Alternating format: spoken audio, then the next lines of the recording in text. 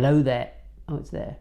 Hello there. So I thought I'd channel a little bit of Ronnie Corbett and do this video in an armchair. So in this video, which is a little bit of a departure from the video upload schedule I had planned, I've decided to talk about the PlayStation 5 launch event or games launch event. I had fairly high expectations going into it and I was quite disappointed. Not, on a scale of absolutely devastated or elated. It was kind of slightly below, a bit miffed. This video might take a little bit of a meandering path because I'm going to discuss various things about the PlayStation 5 event and specifically with reference to Grand Theft Auto 5 and what you can do if you're disappointed like me. As always, if you agree with the things I'm saying or you've got another perspective you want to share, please leave the comments down below and we'll get a little bit of a discussion going. So I tuned in on Thursday at 9 PM to the launch event. So they decided to host this launch event on YouTube. At its peak, it looked to me as if there were about 2 million people tuning in, and I don't know if this is why there was a problem, but I personally found that the video was buffering. And so I had to lower the image quality to 720, and even then, occasionally, it would start buffering. The PlayStation 5, one of its major selling points is the 4K video. So how can you show off the latest games if the streaming isn't capable of showing the games in their full glory? And in fact, I believe the stream was limited to full HD anyway. That was the first slightly disappointing thing. So right at the beginning of the launch event, there seemed to be a kind of retrospective of the history of the PlayStation, which was quite interesting and built a little bit of tension. And then I'm not really sure what happened because the Rockstar Games logo appeared. Some shots from Grand Theft Auto 5 that I didn't quite recognize because I have got Grand Theft Auto 5 here and I played it very recently. I completed it about a month ago, and then a message came on the screen and said the game had been enhanced and there were extra missions or something. Following that, somebody from Sony announced that yes, they're very pleased that the continued relationship between Rockstar Games, Grand Theft Auto and the PlayStation continues, and there will be Grand Theft Auto 5 on the PlayStation 5. Now, this is really where my interest in the launch event subsided. So I wasn't expecting Grand Theft Auto 6 because there were kind of rumours around that it was at least a year away. But to be told that Grand Theft Auto 5 was going to be released in 2021, we've got to wait over a year for a re-release of this game on the PlayStation 3. Now, this is upside down, isn't it? I bought this from CEX for £6. It's gone up a little bit now because everybody's playing Grand Theft Auto now. They've got extra time on their hands. Maybe it's a brand new, different version on the PlayStation 5? Nope. If you watch the trailer that they showed, it is virtually identical. In fact, the trailer, believe it or not, and I'm going to leave a link to it down below because this is so ridiculous. The trailer is actually virtually the same trailer that announced the release of this game or the development of this game in, wait for it, 2011. This game and its first trailer was in 2011, nearly 9 years ago. It played amazingly on the PlayStation 3, the graphics are superb. Then they re-released it on the PlayStation 4 and the graphics were slightly improved. But I would say that unless you compared them side by side, you'd have difficulty telling them apart. And now, on the PlayStation 5, 9 years, 3 games consoles, Grand Theft Auto 5. Would I buy a PlayStation 5 to play Grand Theft Auto 5?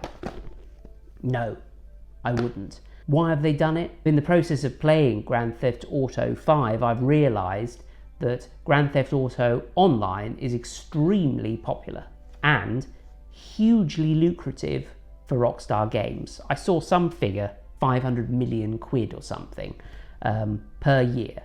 So more than most games companies make in their lifetime, Rockstar Games makes from its online content. Now, heaven knows why. I tried to play Grand Theft Auto online, and the first race I was involved in, a car flew over the top of me in the last lap. After the races had finished, I was basically just shot from across the map, and all other players were invincible, because there is a huge modding community, but they make a lot of money from people buying add-ons and cash and weapons and stuff. That's why they've done it. It's a low effort thing for them to have done. Slightly change the game, add a few more missions, and re-release it on the PlayStation 5. And my advice for anyone who's after a new Grand Theft Auto experience is this. I bought a PlayStation 3 at Christmas for £60. I bought this game for £6. So if you want to play Grand Theft Auto 5, do that. Don't spend whatever it'll be, 550 quid on a PlayStation 5. But say you've played Grand Theft Auto 5 and you want a new Grand Theft Auto experience, well, try Grand Theft Auto 4, which I paid about £4 for. The graphics aren't as good as Grand Theft Auto 5, but they're still pretty good. If you enjoyed Grand Theft Auto 5, this is an acceptable addition, and there are loads of missions in this. 60 quid for a PlayStation 5, and then 4 quid for this. And say you complete this, well then I've also now bought Grand Theft Auto episodes from Liberty City, which is actually just more episodes of Grand Theft Auto 4. But this is a standalone one. You don't need Grand Theft Auto 4 to play it. So technically this is the last version of Grand Theft Auto 4, which preceded Grand Theft Auto 5. How much did I pay for this? £3. £3 for hours of interesting play that you may not have played before, because it is actually quite complex to work out which Grand Theft Autos are the latest ones.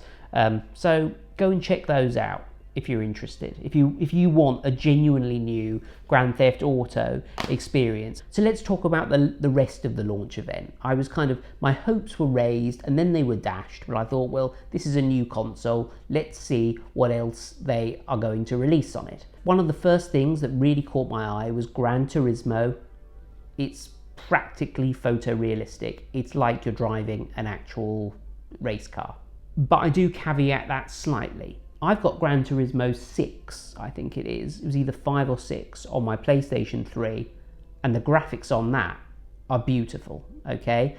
And one way that they look really beautiful is when you put the sort of cinematic mode on and you have the cars like racing towards the camera.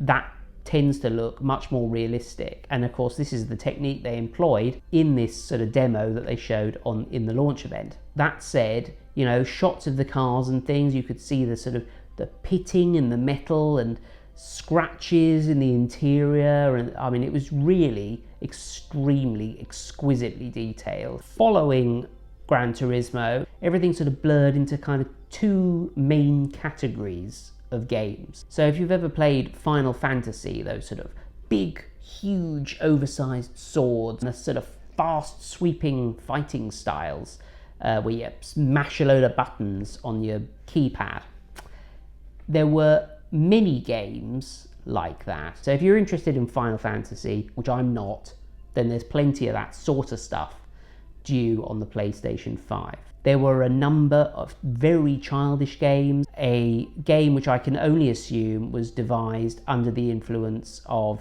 you know, substances, because it was just crazy. It was these animals eating a live fruit, and as they ate them, their bodies turned into fruit in various appendages. I mean, it was just crazy. There were some very sort of childish games with cutesy characters with big eyes and things. And then we came to the very stylized games, which don't show off the capabilities of the PlayStation 5 at all. In fact, a computer sort of 5 years ago would probably have been able to play exactly the same games in exactly the same detail.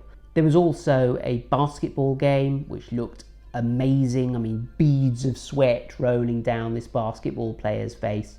Some of the movements looked a little bit jarring and a little bit sort of computer generated, but that's just me being picky. When things are this realistic now, you notice the slightest odd movement. All in all, I felt as if the event sort of watered down the excitement for the range of PlayStation 5 games. It is an astoundingly powerful console that is capable of real-time pixel level ray tracing, which essentially means that lights and shadows are hyper realistic.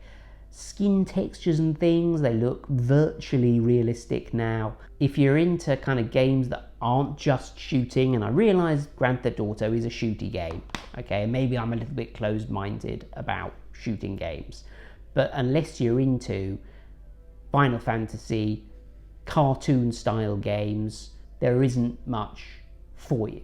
And then finally in the launch event, we got to something that was not expected at all, the appearance of the PlayStation 5 itself. So a lot of people had said we weren't going to see it. I'd read a lot of articles saying that it wasn't planned to be revealed, and then it was. It's sort of black in the middle with a sort of white shell and these kind of blue lights and things inside it. Not everybody's cup of tea. A little bit of a kind of early 2000s vibe going on. I sort of expected a very functional sort of box-shaped thing. It's really split the opinion of fans. The number of memes on the internet now, like it's basically like it's a duck beak, or it's a router, or it's a papal hat. Time will tell if people's opinions of it change, but I wasn't overawed with it. My dad thought it was pretty good, so maybe they're not appealing to the right kind of audience there. I don't know. And they're releasing two versions of the PlayStation 5, a sort of digital one, which essentially doesn't have a Blu-ray drive in it, and one that does have a Blu-ray drive. Incidentally, if you buy a PlayStation 3, that's got a Blu-ray player, not 4K mind, but yeah, another reason to spend 60 quid on a PlayStation 3. But personally, it's taken somebody who really had their mind set on buying a PlayStation 5 at Christmas, and it's kind of disappointed me, and now I'm wondering whether or not to get an Xbox Series 1 X instead. I don't know, let me know what you think down below. Do you agree with what I've said, or are you really pleased and excited about the PlayStation 5? I'd be interested to know. Thank you to everyone who supports my channel via Patreon and YouTube memberships. You can actually join for free at the moment. All my Patreons are scrolling down the screen now. Thanks to all the $1 people, and also Magnanimous Meg, Paul Cotter and Zachary Van Dyke. Your generous pledges are very much appreciated. Do let me know down below what you think of this video. Thanks for watching, and I shall see you next time for another video.